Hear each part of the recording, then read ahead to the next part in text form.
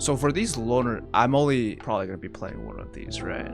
Yeah, so to get to Legend, my suggestion is find a deck you like and just learn that deck. Just learn it Be the inside best and person of out the deck. and grind. Exactly. It doesn't have to be the best deck. Like my first time to Legend, I didn't play a meta deck at all, but like I played it like perfectly. In my opinion, you know, easier said than done. But once you play a single deck like 100 times in a row, it's much easier. Once you know like all the matchups and you know like how you win, how you lose, then it is easier. Before we start, you wanna tell the viewers who you are and why you're qualified to teach me how to play Hearthstone?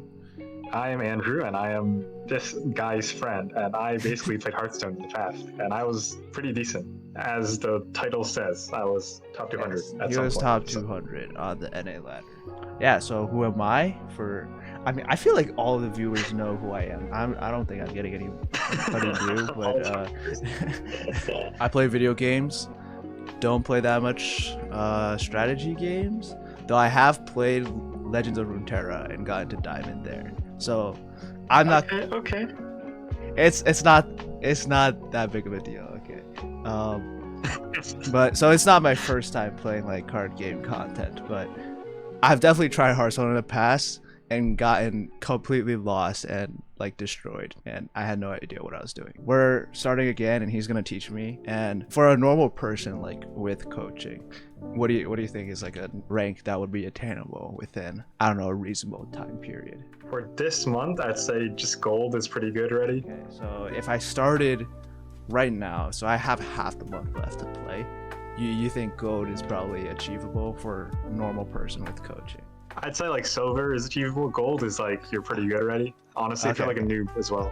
I'm pretty Because- bad, so I don't think I'm getting gold, but yeah, we can try. The average Hearthstone player, like what rank are they? If you had to I'd say take the median, I think the average is gold probably. gold. Okay. Median is gold. Yeah. All right, and I guess before we start, you had me download something. You want to explain to these guys what I downloaded and why? Yeah. So I believe you downloaded Hearthstone Deck Tracker. Indeed, I did. And why? So this basically just keeps track of what cards in your deck at a certain point. For example, and what cards are at the bottom of your deck and some other information. And if you keep track of like, you know, cards and you need to draw a certain card, then it's easier to increase your probability of winning.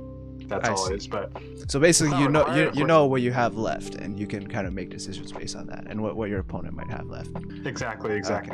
Now, what am I looking at again? Loner decks. I get to pick one deck, I assume.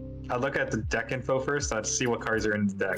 The first thing you need to do is, like when you look at any deck, is you need to look at, you know, cards in it and what your curve. Curve is like, you know, what cards you plan to play on each turn. Mm-hmm. Yes. And then what is your win condition? Because there's many different win conditions for different decks. There's like, you know, aggro, control, and combo, which are the main three. So of course, you know, if you're new to Hearthstone, there's a lot of things that maybe there's a lot of things to look at. So first of all, it's good to know what each card does, of course. Like, you know, I mean, of course you don't know that at the moment, but yeah, I don't know anything. like for example, dog.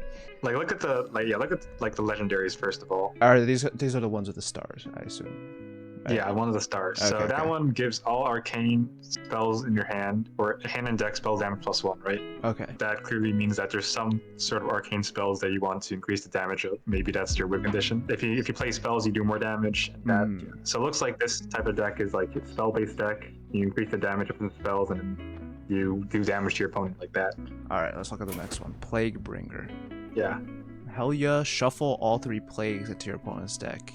Plagues they draw this game Yep. are unending. Plagues are something you can find in your collection. They're just like cards that you shuffle into your opponent's deck, and they do damage to them. Okay. You get some Like when they benefit. draw them, like bad stuff happens. They get plagued. Yeah, They bad get the stuff happens to them. disease. Yeah. Okay. Yes, exactly. It is a disease. So this Yep. one is all Tell you. about like corpses and plagues, I guess. Yeah, corpses, plagues. Yeah. All right. Divine Resurgence. Resurrect. Interesting. A 2, 3, and 4 attack paladin minion. If your Yep. deck has no neutral cards, add 3 legendary invitations to your hand. And this deck probably has no neutral cards, so this will always be active when you draw it. Okay. And then So this is like called pure paladin, more commonly. and so what kind of deck would this be? I'll probably classify this as like, I guess you need to scroll down. I'd probably classify this as like mid-range maybe. So this is like in between aggro and control. So this is supposed to sort of like try to beat both of them, because there's some low cost minions, and you're supposed to buff them up and like do a lot of damage early. But then late game there's some payoffs like the 7 cost, getting legendary invitations, which you'll see what that means. I see. So for these loner, I'm only probably gonna be playing one of these, right? Yeah. So to get to legend, my suggestion is find a deck you like and just learn that deck. Just learn it be the inside best and person of out the deck. and grind. Exactly. It doesn't have to be the best deck. Like my first time to Legend, I didn't play a meta deck at all, but like I played it like perfectly. In my opinion, easier said than done. But once you play a single deck like 100 times in a row, it's much easier. Once you know like all the matchups and you know like how you win, how you lose, then it is easier. So I'm looking at this. This looks like another spell kind of deck. Your first spell costs less. Yes.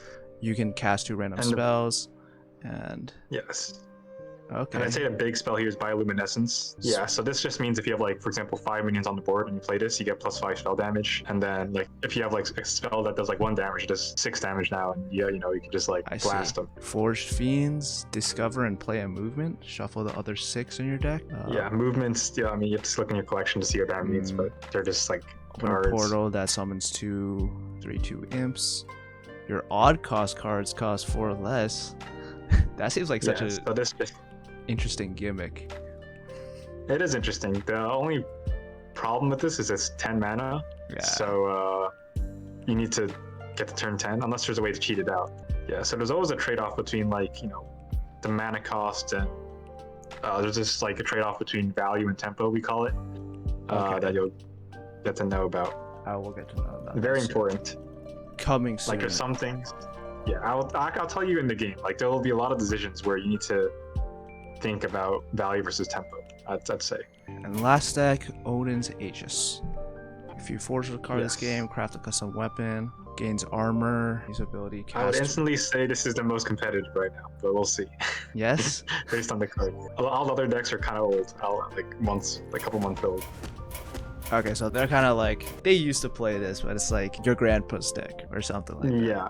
If you have like Dust, or if you have, I would say Alec can like give you other deck codes as well that are more meta, but this one, if you were to loner decks, maybe you want to start with those. This one looks the most competitive. This one looks the most competitive. And is there like a yes. particular deck archetype you think is most beneficial to learn on?